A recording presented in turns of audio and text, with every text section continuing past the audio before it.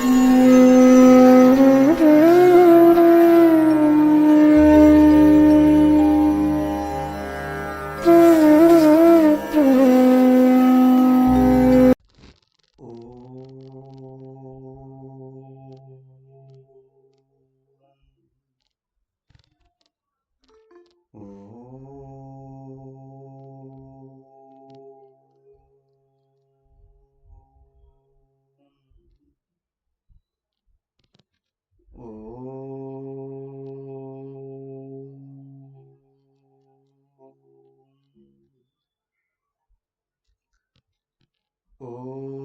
సహనావవతు సహనౌ భునక్తు సహ వీర్యం కరవావహై తేజస్వినావధీతమస్తు మా విద్విషావహై.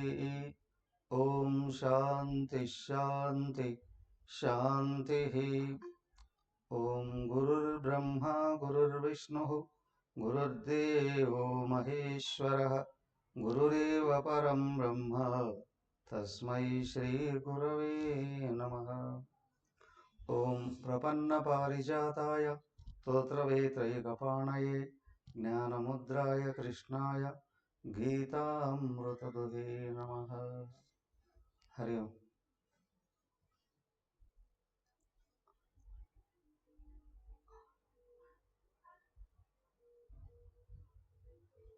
ఓం శ్రీకృష్ణ పరబ్రహ్మణే నమః.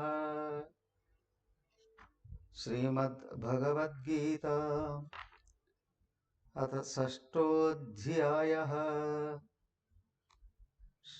ధ్యానయోగః.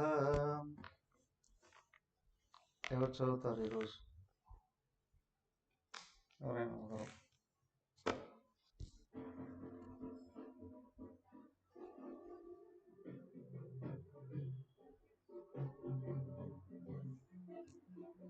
శ్రీభగవానువాచ అనాశ్రితః కర్మఫలం కార్యం కర్మ కరోతి యః స సన్యాసీ చ యోగీ చ న నిరగ్నిర్న చాక్రియః.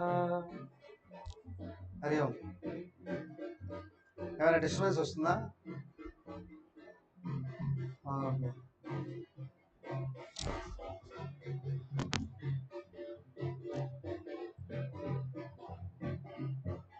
గీతాచార్యుడు శ్రీకృష్ణ పరమాత్మకు నమస్కరిస్తూ శ్రీమద్ భగవద్గీత అధ్యయనం మొదలు పెడుతున్నాం. 5 అధ్యాయాలు అయిపోయింది కాబట్టి అథ అన్నారు. ఇప్పుడు 6వ అధ్యాయం మొదలు కాబోతుంది. ఈ అధ్యాయం పేరు ధ్యాన యోగం మరియు ఆత్మ సంయమ యోగము కూడా. ఆత్మను గుర్తుంచుకొని మనసుని ఆపివేయడాన్ని ధ్యానము అంటారు. అవునా? మనసును నిగ్రహించుకుంటూ బుద్ధితో సమర్థవంతంగా వ్యవహరించడాన్ని ఆత్మ సంయమ యోగము అంటారు. జీవితం శాస్త్రబద్ధంగా నడుస్తూ ఉంటే క్రమంగా మనసు శుద్ధమవుతుంది, మనసు నిగ్రహానికి వస్తుంది.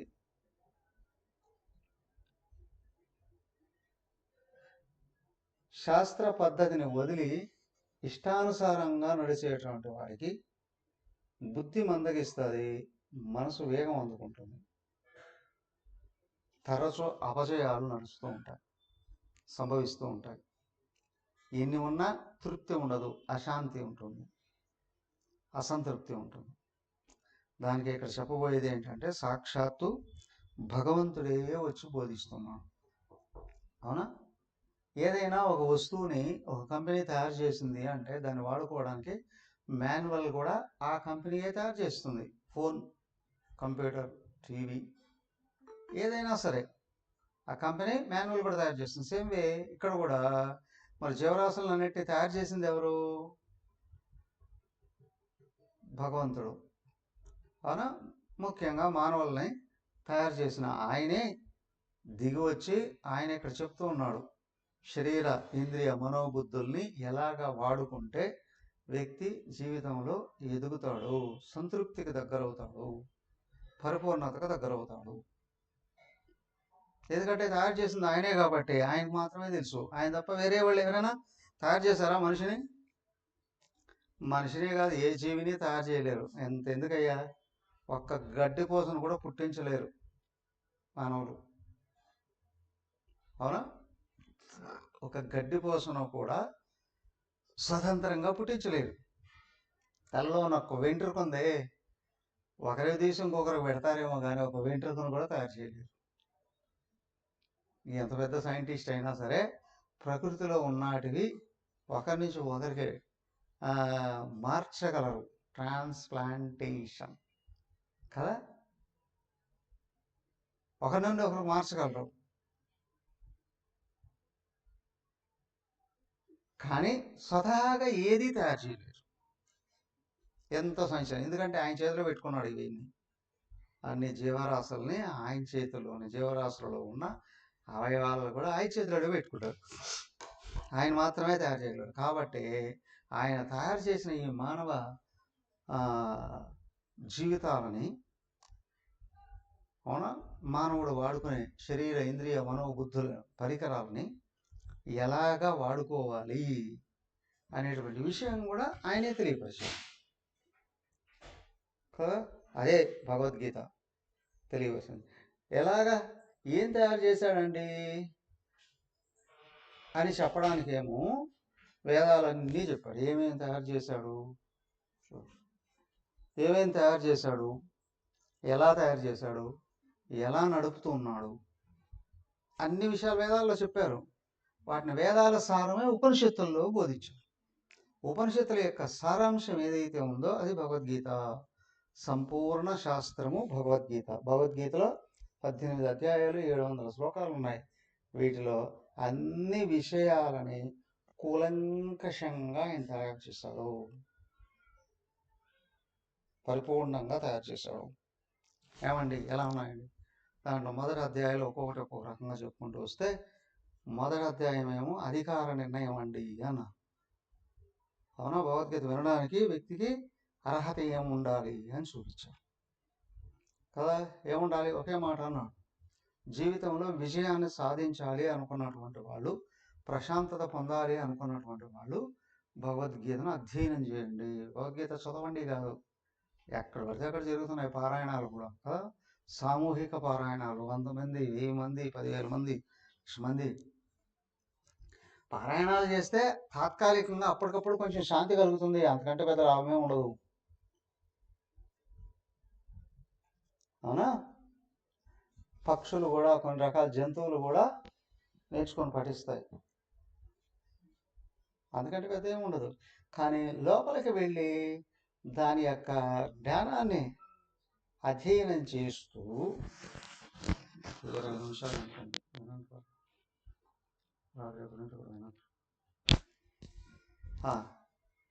అధ్యయనం చేస్తే మన జీవితం ఉన్నత స్థాయికి అధిరోహిస్తుంది. భగవద్గీత పారాయణం మాత్రమే కాదు, భగవద్గీత అధ్యయనం అండి అన్నారు. అవునా, ప్రార్థన శ్లోకం చెప్పారు చూడండి, అంబా త్వామనుసందధామి, నిన్ను అనుసరిస్తాను తల్లి, అనుసంధానం చేసుకుంటాను తల్లి, అధ్యయనం చేస్తాను తల్లి కదా. అధ్యయనం అంటే అది అయనము, అధిగమించి ప్రయాణించడం. ఏం అధిగమించాలండి? కేజీ టు పీజీ ఒకే క్యాంపస్ స్కూల్లో చేర్పించేస్తారు. ఫస్ట్ ఎల్కేజీలో చేర్పిస్తారు, ఇంకా ప్రీ ప్రైమరీ కూడా, ప్రైమరీ ప్రీ ప్రైమరీ కూడా. అక్కడి నుంచి ప్రతి సంవత్సరం ఒక క్లాస్ అధిరోహించాలి. అవునా, పీజీ వరకు వెళ్ళాలి, తర్వాత పిహెచ్డి చేయాలి. అవునా, అలాగే ఇక్కడ కూడా నేను భగవద్గీత లోపలికి ప్రవేశించామంటే అధ్యయనం చేయాలి. ఏంటండి, ఎట్లా అండి? మొదట పారాయణ చేయడం నేర్చుకోవాలి. వినేవాళ్ళకి మీకు అందరికీ వచ్చా పారాయణం? భగవద్గీత ఓపెన్ చేసుకోండి వీడియో, మీకు కనిపిస్తూ ఉంటే మీకు ఏదో అవసరమో తెలుస్తుంది. భగవద్గీత పారాయణం అందరికి వచ్చా? లేకపోతే సంప్రదించండి, స్పెషల్గా ఒక క్లాక్ పెట్టుకొని నేర్పిస్తా. ఓకేనా? ఓకే, మొదట పారాయణం నేర్చుకోవాలి, అయిపోలేదు. తర్వాత భగవద్గీత యొక్క అర్థాలు తెలుసుకోవాలి. దానికంటే ముందు శ్లోకాలు, సంస్కృతం పద విభజన నేర్చుకోవాలి. దాంట్లో 2 వాక్యాలు ఉంటాయి ఒక శ్లోకానికి. ఒక్కొక్క వాక్యానికి దాదాపు 2 నుండి 8 పదాలు ఉంటాయి. 2 కాదు, 4 నుండి 8 పదాలు ఉంటాయి. ఒక్కోసారి 10 పదాలు కూడా ఉంటాయి. ఎలాగ విడదీయాలనో తెలుసుకోవాలి. విడదీసిన తర్వాత 10 పదానికి అర్థం నేర్చుకోవాలి. అవునా? అర్థాలు వచ్చాయండి సరిపోదు, అన్ని అర్థాలను కలిపితే భావం ఉంటుంది. అవునా? అది కూడా తెలుసుకోవాలి. అంతటితో సరిపోదు, దాన్ని మన జీవితంలోకి ఎలాగా సమన్వయం చేసుకొని అనుసరించాలనో అది అత్యంత ముఖ్యం కదా. లోతైన భావాన్ని గ్రహించి జీవితంలోకి ప్రవేశపెట్టుకుంటే జీవితంలో అనేక రకాలుగా కష్టాలు తొలగించుకోవచ్చు, అవసరాల్ని సంపాదించుకోవచ్చు. అంతేకాదు, బయటే కాదు, లోపల కూడా అనేక రకాల స్థాయిలు ఉన్నాయి. ఒక్కో స్థాయి నుండి ఇంకో స్థాయికి, ఒక్కో స్థాయి నుండి ఇంకో స్థాయికి అధిగమించేది ఎట్లా నేర్చుకోవచ్చు. ఉత్తమ గతిలో ముందుకు వెళ్ళచ్చు. అవునా? అలాగే దీన్ని అంతటినీ కలిపితే ఏమన్నారు? అధ్యయనము అని. భగవద్గీత అధ్యయనం పూర్తయింది అని అంటే ఏమిటయ్యా ప్రయోజనం?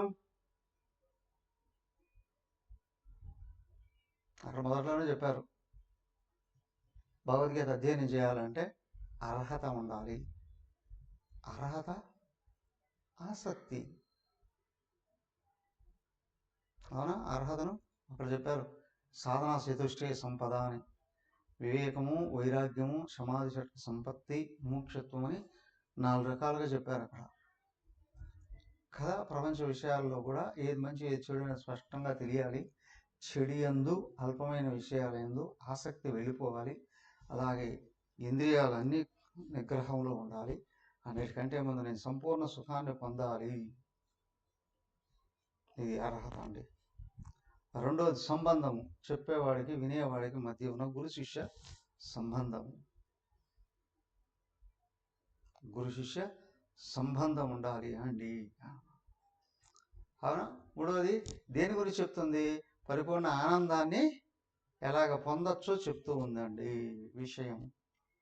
ప్రయోజనం ఏంటి? భగవద్గీతను కానీ నేర్చుకున్నాను, అధ్యయనం చేయగలిగాను అంటే నీకు దుఃఖాలు రాకూడదు, నువ్వు దుఃఖాన్ని పొందకూడదు. దుఃఖాన్ని దాటేసి పైన నిలబడుకోవాలి. అప్పటి వరకు ఏమయ్యా భగవద్గీత ఎవరికి పూర్తిగా తెలుసు అంటే వాళ్ళకి దుఃఖమే లేదు. రాదు కాదు, వస్తే బయట నిలబెడతాడు. కీప్ క్వైట్, తర్వాత చూద్దాం అవసరమైన ఉంటే. చూసి వెళ్ళిపోతుంది దుఃఖం. అలాంటి స్థాయి రావాలి. అంతవరకు అధ్యయనం చేయాలి అండి. అర్హత ఇక్కడ చెప్పారు. రెండో అధ్యాయాలు ఏంటి? సంపూర్ణంగా ముంచుకోసేసాడు ఆయన. మొదట నీకు అర్హత ఉందా లేదా చూసాడు. 2 శరణాగతులు అయ్యావా భగవద్గీత కోసం? అయ్యా ఇక్కడ చెప్పేవాడు భగవంతుడే అని నమ్మకం ఉండగలగాలి. వినేవాడు నేను కూడా ఆయన అంశనే అయి ఉన్నాను, ఆ స్థితిని పొందాలి అనే కోరిక కలిగి ఉండాలి. అవునా? సో కాబట్టి ఇక్కడ ఏంటి, ఆయన సపోజ్ చెప్పేసాడు ఏంటంటే ముందు గురువు శరణాగతి పొందు అని చెప్పేది పూర్తిగా నిజమని నమ్ము, దాని స్లోగా ఆయన చూపించిన విధానంలో ఆచరించు. అప్పుడు ఏం చెప్తున్నాడు అయ్యా ఆయన? ఏం చెప్తున్నాడు? ఇదిగో ఒకే మాట గుర్తుంచుకో. రెండో అధ్యాయం చెప్పాడు ఏమని? బాబు నువ్వు దేహానివి కాదు, పరమాత్మ అయి ఉన్నావు అని. తత్వం అసలు నేను ఇంత గొప్పవాడిని అని చెప్పేవాడు బోధకుడు కాదు, గురువు కాదు. నేను ఎన్ని సంవత్సరాలు కష్టపడితే ఇంతగా చెప్పగలుగుతున్నాను అనేది కాదు. అరే బాబు నేను దీన్ని ఆచరించి అనుసరించి తెలుసుకున్నాను. విషయం ఏంటంటే నేను దేహం కంటే అన్యంగా ఉన్న సచ్చిదానంద స్వరూపం పరమాత్మని. సో వాట్, నువ్వు కూడా అదే. అర్థమైందా? నువ్వు కూడా పరమాత్మవే అయ్యున్నావు, తెలుసుకో.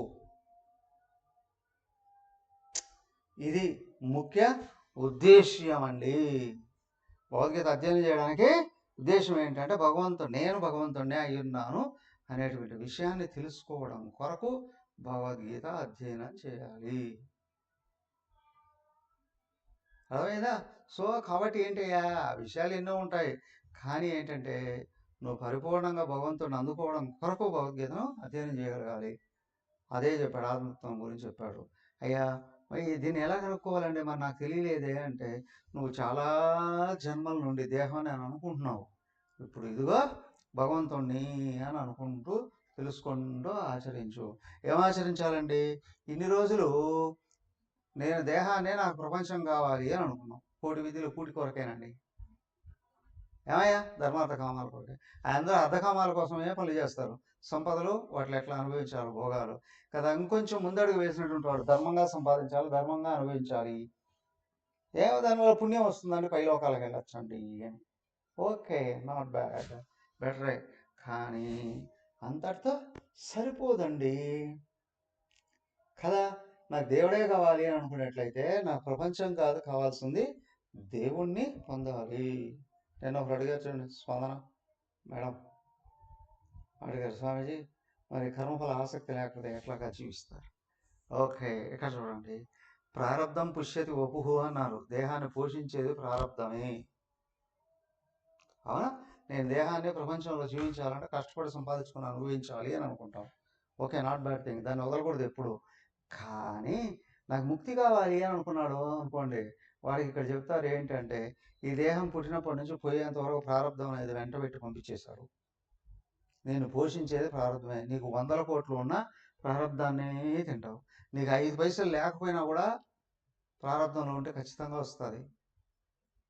ఇంటి నిండా వంట చేసి పంచభక్ష పరమాన్నాలు పెట్టినా నీ ప్రారంధంలో మాత్రమే నువ్వు అనుభవిస్తావు. అవునా? చక్కగా జీడిపప్పు వేసి పాయసం చేసి పెట్టారండి, నీకు షుగర్ ఉంది, ఏది తింటావు? ఆవిరి పీల్చుతావు అంతే. ఏదో 1 స్పూన్ 2 స్పూన్లు తింటావు, అంతకంటే ఎక్కువ తినలేవుగా.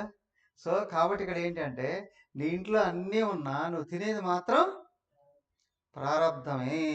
మరి ఇప్పుడు చేసినట్టన్నీ ఏమవుతాయండి తర్వాత జన్మలో? నాకు ముక్తి కావాలండి, అయితే వాటి మీద ఆసక్తిని వదిలేసి దేవుడి మీద ఆసక్తిని పెంచుకో.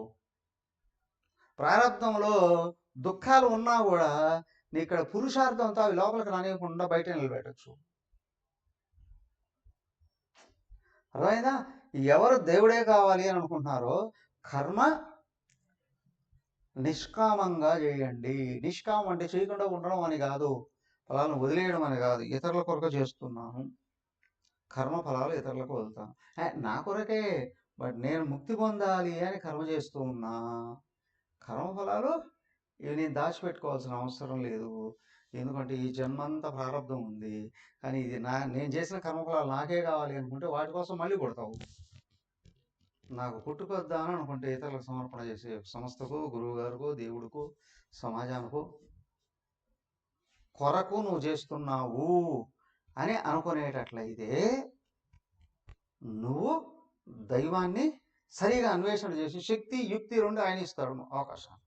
యోగక్షేమం వహామ్యహం, నీకు అవసరమైందే నేను ఇస్తాను, ఉన్నది రక్షిస్తాను. నువ్వు నిరంతరం రక్షించబడేటట్లు నేను చూసుకుంటాను. భుజించేది నేను ఇస్తాను, నీకు సాధనకు అవసరమైనటివి ఇస్తాను, నీ సాధనను నిలబెడతాను నా కొరకు నువ్వు ప్రయత్నిస్తే. ఇది నిష్కామ కర్మ అండి. దీనివల్ల ఏమవుతుంది? స్థితప్రజ్ఞత్వం వస్తుందండి. క్రమంగా నేను దేహానికి అన్యంగా ఉన్నాననే విషయం అర్థమవుతుంది, అనుభవానికి వస్తుంది. అవునా? భగవంతుడి మీద ఇష్టపడేది, మనం ఎవరిని ఇష్టపడి వ్యవహరిస్తున్నామో వాళ్ళకి దగ్గర అవుతాం. భగవంతుడిని ఇష్టపడి పనిచేస్తుంటే భగవంతుడికి దగ్గర అవుతాం. అంతేకాదు భగవంతుడిగా మారుతాం. ఇక్కడ ఒక అబ్బాయిని ఇష్టపడి దగ్గర అయిందని పెళ్లి చేసుకుంటావు అంతవరకే, అవునా? కానీ ఇక్కడ దేవుణ్ణి ఇష్టపడితే దేవుడిగా మారుతూ వస్తావు. లోపల నీ లోపల నేనుగా ఉన్నదే ఆయనే. అవునా? దైవానికి నువ్వు ఇష్టపడ్డావా, క్రమంగా దైవంగా మార్పు చెందుతావు. ఎందుకంటే దేహం, ఇంద్రియాలు, మనసు, బుద్ధికి అతీతంగా నేనున్నాననే విషయం స్పష్టంగా అర్థమవుతుంది. అదే స్థితప్రజ్ఞత్వం అంటే. నేను ఆయననే అని గుర్తించి మర్చిపోకుండా నిరంతరం గుర్తుపెట్టుకోవడం వాడే స్థితప్రజ్ఞుడు. రెండో అధ్యాయం అయిపోతుంది. మూడో అధ్యాయంలోకి వచ్చేటప్పటికి ఆయన మళ్ళీ చెప్పాడు ఏంటి అంటే, అర్జునుడు అడిగాడు, ఏమయ్యా నువ్వేమో స్థితప్రజ్ఞత్వాన్ని గురించి చెప్పావు, మళ్ళీ నన్ను ఏదో యుద్ధం చేయమంటున్నావు, ఇదేంటిది? ఈ ఘోరమైన యుద్ధంలోకి వెళ్ళి స్థితప్రజ్ఞత్వాన్ని ఎట్లాగా నేను పొందగలను? పొందవచ్చు అర్జున. మూడో అధ్యాయం కర్మ యోగం. కర్మ చేస్తూ కర్మఫలాలు వదిలి దైవత్వాన్ని అందుకునేది ఎట్లా? అవునా, మొత్తం వివరించాడు. మయి సర్వాణి కర్మాణి సన్యస్య అధ్యాత్మ చేతస నిరాశీర్ నిర్మమో భూత్వ యుద్ధస్వ విగతజ్వర. కర్మ పర్ఫెక్ట్గా చేస్తే ఉత్తమమైన ఫలము వస్తుంది, కానీ సరిగా సమర్పణ చేస్తే ఆత్మతత్వాన్ని అందుకోవచ్చు. ఉత్తమ ఫలాలు తెచ్చుకునేది ఎట్లా, అదే టైంలో నిరంతరం సుఖంగా ఉండేది ఎట్లా? మూడో అధ్యాయం నేర్పించింది. నాలుగో అధ్యాయం జ్ఞానయోగంలోకి వచ్చాడు కదా. ఆయన ఒకటి చెప్పాడు, నువ్వు కర్మ చేయడమే కాదు, నీ నిజరూపాన్ని గురించి కూడా అధ్యయనం చేస్తూ కర్మఫలాలు. అవునా, ఇదిగో నా గురించి తెలుసుకో, నేను ఎలా వ్యవహరిస్తున్నానో తెలుసుకో. అవునా, నీకు నాకున్న సంబంధం ఏంటో తెలుసుకో, అది జ్ఞానం. అలాగే నేను ఎలా వ్యవహరిస్తున్నానో కూడా చూడు, ఇది కర్మ. నీకు నాకు ఉన్న సంబంధం, నీ స్వరూపం నా స్వరూపం గురించి తెలుసుకున్నావు అంటే జ్ఞానం. నా గురించి తెలుసుకుంటే నా అవతారం, నీ గురించి తెలుసుకుంటే జ్ఞానం. అవునా, నీ గురించి నువ్వు తెలుసుకునే నా కొరకు పనిచేస్తే సన్యాసం. జ్ఞాన కర్మ సన్యాసం. జ్ఞానంతో పనిచేసి ఫలాల మీద ఆసక్తి వదులు. ఏమంటే వదులుతాను, దొరుకుతా, కానీ ఇంకొక ట్విస్ట్ ఉంది లోపల. బయట వస్తువులు వదలడం కాదు, లోపల ఒకటి పట్టుకొని ఉంది. ఎక్కడున్నా నిధి ఉంది అంటే పెద్ద భయంకరమైన నాగుబాం అక్కడ కాపలా కాస్తుంది అని అంటారే కదా. అలాగే లోపల కూడా ఒక మహా త్రాసు ఉంది. అది ఏంటి, దాన్ని ఎట్లాగా వదిలించుకోవాలి, అది 5వ అధ్యాయం చెప్తుంది. ఆ త్రాసు ఏదో కాదు, అహంకారం. అవునా, అందరినీ జుట్టుబట్టి నేలకేసి కొట్టి కదా రకరకాల నరకాలు చూపించేది అహంకారమే. అనేక రకాలుగా ఏమిటయ్యా అహంకారం, 5వ అధ్యాయంలో చెప్పారు. దాన్ని ఎలా వదిలించుకోవాలని కూడా చెప్పారు. కర్మ సన్యాస యోగం అని. అర్థమైందా? కర్మ ఫలం ఏంటయ్యా అంటే బయట వస్తువులు అనుకుంటాం, అహంకారమే కర్మఫలం. నాకు ఫలం కావాలి అని నువ్వు చేస్తే నువ్వు దేహం అనే భావం దృఢపడుతుంది. నాకు దేవుడు కావాలి అని నువ్వు చేస్తే నేను దేహాన్ని కాదు ఆత్మను అనే విషయం బయటపడతాను. అర్థమైందా? కర్మ సన్యాసం అని అంటే అహంకారాన్ని, నేను దేహం అనే భావాన్ని తొలగించుకునేటువంటి విధానం స్పష్టంగా అద్భుతంగా చూపించాడు. చూడు బాబు, కళ్ళతో చూస్తావు, చెవులతో వింటావు, నోటితో మాట్లాడతావు, ముక్కుతో వాసన పీలుస్తావు కదా, అదేనా? నాలుగుతో రుచి చూస్తావు, చేతులతో పనిచేస్తావు, కాళ్ళతో నడుస్తావు, అవునా, మనోబుద్ధులతో ఆలోచనలు చేస్తావు కదా. అవన్నీ వాటి పనులు చేస్తున్నాయి. వాటితో తాదాత్మ్యం చెందినప్పుడు నేను చేస్తున్నాను అని అనుకుంటావు. పనులు చేస్తూ కూడా చేసేది నేను కాదు, ఇవి చూసేది కళ్ళు, వినేది చెవులు, మాట్లాడేది తినేది నోరు, నడిచేది కాళ్ళు, పనులు చేసేది చేతులు. నేను వీటికి అన్యంగా యజమానిగా అవునా ఉన్నాననే విషయాన్ని గుర్తిస్తూ వచ్చావా, దేహం నేననే భావం కరిగిపోతూ వస్తుంది. దాన్ని కర్మ సన్యాసం అన్నారు. నువ్వు కానీ కర్మ సన్యాసాన్ని ఆచరించగలిగితే అలాగా కూర్చుంటూనే ధ్యానం కుదురుతుంది. అర్థమైందా? కర్మ సన్యాసం ఆచరించకపోతే ధ్యానం కుదరదు. కానీ మరి ధ్యానం దాకా వెళ్ళేది ఎట్లండి? దానికి అధ్యాయంలో 2వ విషయం కూడా చెప్పారు. రెండవ పార్శ్వం ఏమిటండి? 2వ వైపు చూడు, మనస్సంయమ యోగము అన్నారు. అయ్యా క్రమంగా ఇవన్నిటినీ కర్మ, జ్ఞానము, సన్యాసం అన్నిటినీ కలిపి ఆచరిస్తూ అహంకారాన్ని అణిచి ఆత్మలో కూర్చునేది ఎట్లా? ధ్యానం. ఈ మూడింటిని పట్టుకోవడం అది మనస్సంయమనం, పైన కూర్చోవడం ధ్యానం కదా. ఎలాగా ధ్యానం? ఈ ఈ ఆత్మ సంయమనం 6వ అధ్యాయం అంటే చాలా స్పష్టంగా చెప్పారు. అదిగో బాగా గుర్తుపెట్టుకోండి. ఇప్పుడు కదా ఏమని శ్రీ భగవాన్ వాచ, భగవంతుడు చెప్తున్నాడు, అనాశ్రిత కర్మఫలం కార్యం కర్మ కరోతిహ. ఇదిగో నువ్వు ఫలం మీద దృష్టి పెట్టకుండా పని మీద దృష్టి పెట్టు. సగమే, సగం దేవుడి మీద పెట్టు. అదే శివుడు చూడండి, ధ్యానం చేస్తూ ఉంటాడు కదా, సగం కళ్ళు మూసుకుంటాడు ఆయన. దొంగ చెప్పమంటారా? సగం కళ్ళు మూసుకొని సగం చూస్తున్నాడండి. నిత్య వ్యవహారాలలో కూడా సగం దృష్టి కర్మ మీద, సగం దృష్టి లోపల ఉన్న ఆత్మయే అయిన దేవుని మీద పెట్టుకో. నీకు మనసు ఎక్కడికి వెళ్ళదు. ఎలా అండి? నేను ఆత్మను అని గుర్తుంచుకుంటూ పనిచేయి. నేను శరీరము, ఇంద్రియాలు, మనసు, బుద్ధికి అతీతంగా అన్యంగా ఆత్మనై ఉన్నాను. అనవసర కర్మఫలం కార్యం కర్మ. కర్మఫలం వస్తుందయ్యా నువ్వు చేస్తే నువ్వు ఎంత కర్మ చేసావు అంత ఫలం వస్తుంది. రాకపోతే నువ్వు ఊరికే ఉంటావు, ఆ జుట్టు బట్టి వసూలు చేసుకుంటావు. కర్మఫలాన్ని గురించి ఎందుకు ఆలోచన చేసుకుంటావు? దానికి ఏంటి అంటే కర్మ చేసేటప్పుడు కర్మను చూడు, కానీ కర్మ చుట్టూ ఉన్న మనుషుల మీద కానీ వస్తువుల మీద కానీ దృష్టి పోనివ్వకు. కర్మ తర్వాత ఏమవుతుంది, కర్మకు ముందు ఏమైంది ఆలోచించకు. ఏం చేయాలి? కార్యం కర్మ. నువ్వేం చేయాల్సిన అవసరం ఉందో చేయి. స్టూడెంట్ చదువు, మంచి ప్రవర్తన పెంచుకో, మంచి జ్ఞానం పెంచుకో. ఏం చేయాలి? వ్యవసాయదారుడు వ్యవసాయం మీద దృష్టి పెట్టు. ఉద్యోగస్తుడు నీ పని మీద దృష్టి పెట్టు. ఆర్మీలో సోల్జర్ దేశాన్ని రక్షించు.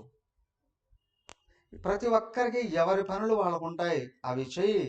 ఆ పనుల వల్ల సంపదలు వస్తూ ఉంటాయి, అనుభవించు కదా. ఆరాటం వద్దు ఫలాల మీద, పని మీద దృష్టి పెట్టి సగం లోపల ఆత్మ మీద పెట్టు. సన్యాసి. కర్మ చెయ్యని వాడు సన్యాసి కాదు. కర్మ చేసి ఫలం మీద ఆసక్తిని వదిలి తను గుర్తుంచుకున్నవాడు సన్యాసి. ఆయన సహయోగి. అతను యోగి. కళ్ళు మూసుకొని కూర్చొని ఉండేవాడు యోగి కాదు. అవునా? యోగి ఆయన ఎవరు తెలుసుగా? ఇప్పుడు యోగి అంటే ప్రపంచానికి అందరికీ తెలుసు. ఎవరు? యోగి ఆదిత్యనాథ్. ఆదిత్యులాగా వెలిగిపోతున్నాడండి. ఆయన పని చేయకుండా కూర్చుంటున్నాడా? రోజుకి 20 గంటలు పని చేస్తున్నాడు.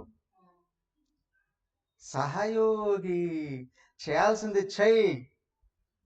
అయిపోయింది, మళ్ళీ ఇంకోటి పట్టుకో, అయిపోయింది ఇంకోటి పట్టుకో, అయిపోయింది ఇంకోటి పట్టుకో. మేల్కొన్నంత వరకు పని చేస్తూ ఉండవయ్యా. పనికి ముందు ఆలోచన చేయి, పని మీద దృష్టి పెట్టి పని చేయి. పని అయిపోయిన తర్వాత వదిలేయి, ఇంకొక పని పట్టుకో. అవునా? అంతేగా నా నిరగ్నికి అంటే సంధ్యావందనాది కర్మలు వదిలేసి ఎర్రబట్టలు కట్టుకున్నవాడు సన్యాసి అని, ఏ పనులు చేయకుండా కళ్ళు మూసుకొని కూర్చున్నవాడు యోగి అని కాదయ్యా. అర్థమైందా? నేను ప్రశ్నలు అడిగారు చూడండి, డౌట్స్ వచ్చాయి.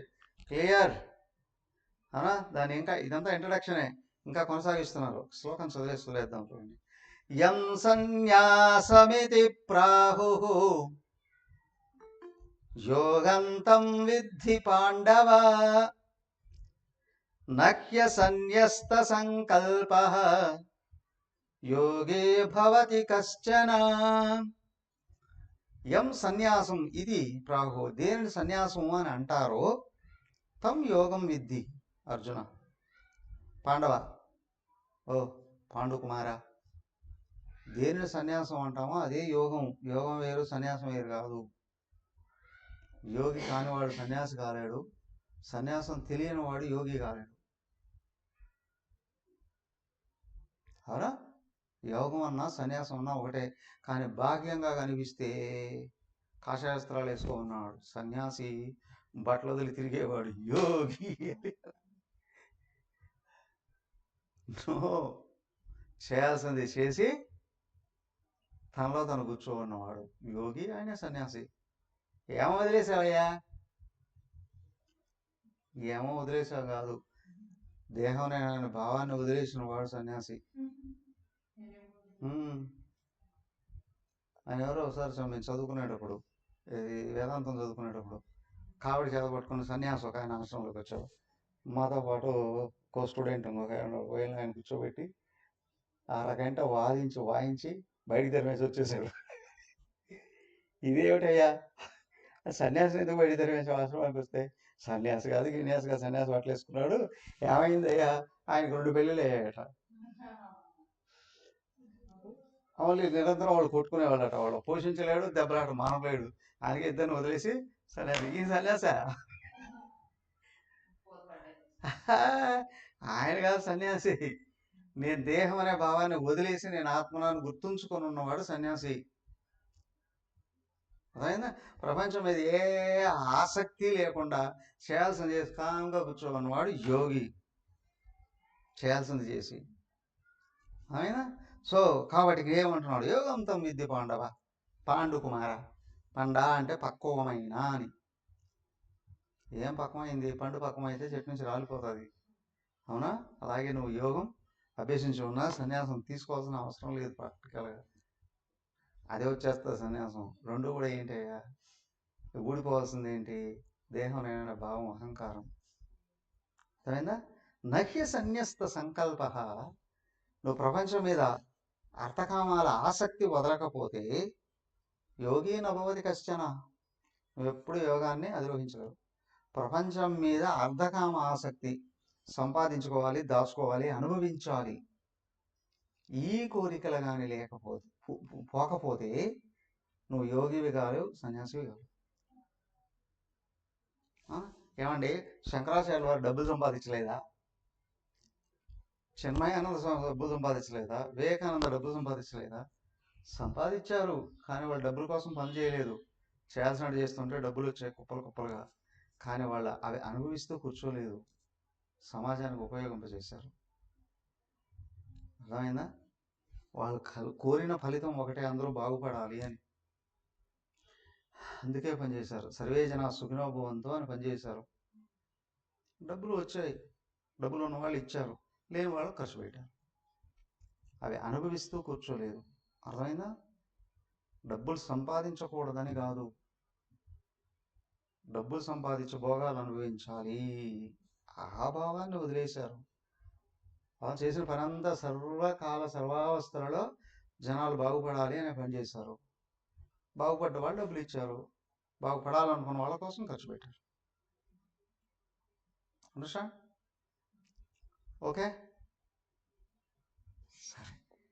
సరేనండి.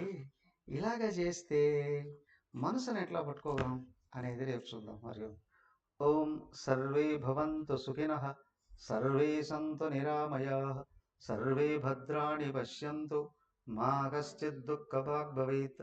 ఓం శాంతి శాంతి శాంతి. హరి ఓం. శ్రీ గురుభ్యో నమః. హరి ఓం.